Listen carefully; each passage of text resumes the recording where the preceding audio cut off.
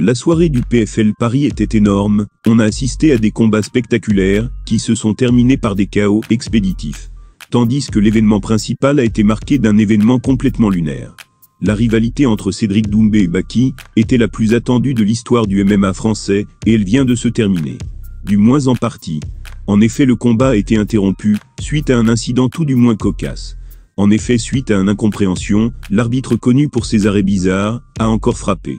Tout commence au début du 3e round, quand Cédric Doumbé a interpellé l'arbitre.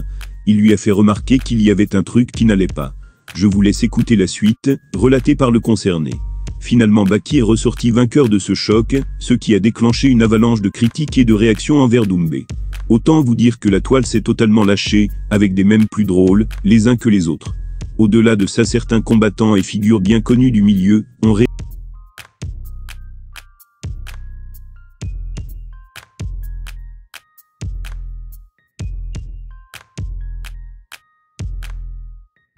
Là, on est avec Nassourdine Imavov.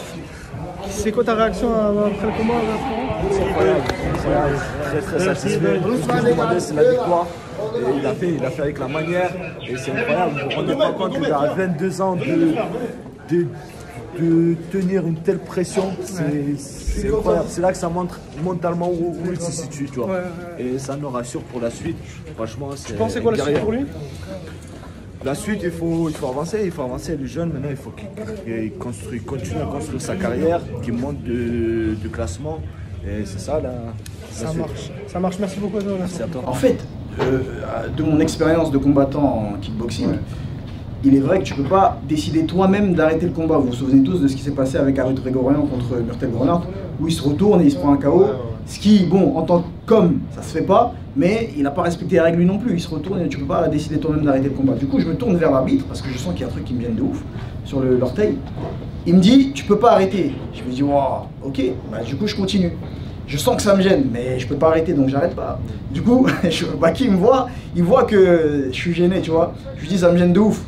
Du coup, Baki, il se retourne vers l'arbitre et en disant, bah, enlève-le, il regarde l'arbitre. Et moi, je regarde aussi l'arbitre et l'arbitre arrête. J'ai rien compris. En fait, ce que je lui ai dit, parce qu'il me répétait, you can't stop the fight. Je lui ai dit, I understand. J'ai compris, je peux pas arrêter le combat. You told me that once, tu me l'as dit une fois, j'ai continué. But the second time, mais la deuxième fois, c'est Baki lui-même qui se retourne vers toi et we both, nous deux, on t'a regardé et t'as arrêté. Il me dit, you can't stop the fight. En fait, il voulait rien savoir. Tu vois, mais je lui ai expliqué, j'ai compris que je pouvais pas arrêter le combat. Mais la deuxième fois, c'est pas moi qui ai arrêté le combat, on t'a regardé tous les deux. Tu vois, donc dans ce cas-là, bah, avertis-le aussi, tu vois. J'ai rien compris. Franchement, je sais pas à quel moment du combat?